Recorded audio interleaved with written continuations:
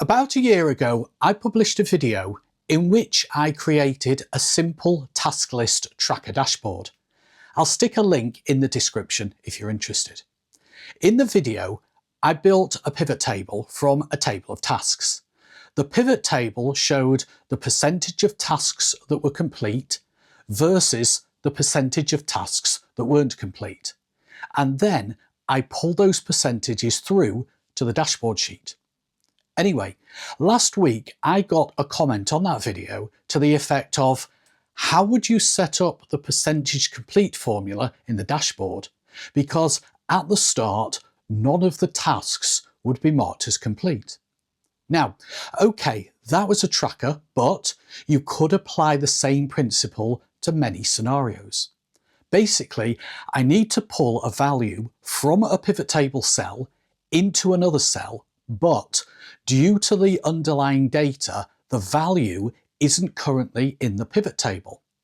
In this video, I show you my approach to solve the problem.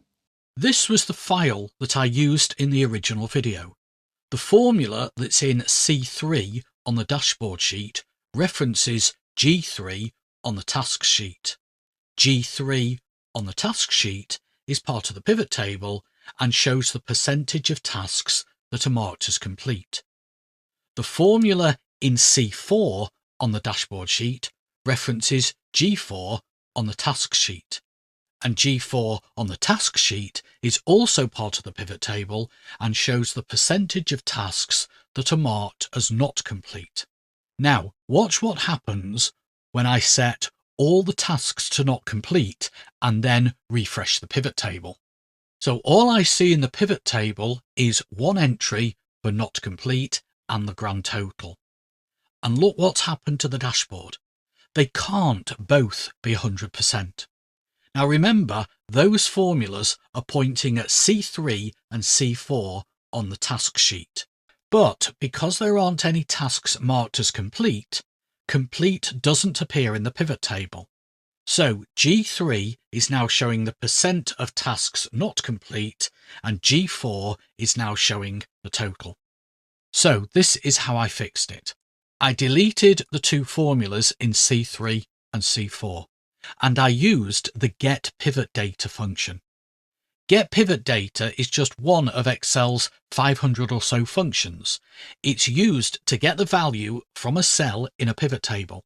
But instead of referencing a specific cell, it references a value based on criteria.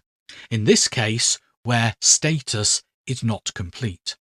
Although you can type the function into the cell, as you can with any function, the quickest way is to type an equal sign into the cell where you want to put the function, and then click on the cell inside the pivot table that you want to reference. So I'm going to jump back to the tasks sheet and click on G3 and press enter. But if we look at the formula, it's not referencing the specific cell that I selected. It's referencing the pivot table that starts in F2 of the task sheet, where status is not complete. The problem I have now is that I need a similar formula in C3, but the cell that I want to reference in the pivot table isn't there. So what I'll do is I'll copy the formula that's in C4, paste it into C3, and then edit not complete to say complete. It shows a hash ref because the formula is looking at the pivot table where status is complete, and of course there isn't a status equals complete in the pivot table.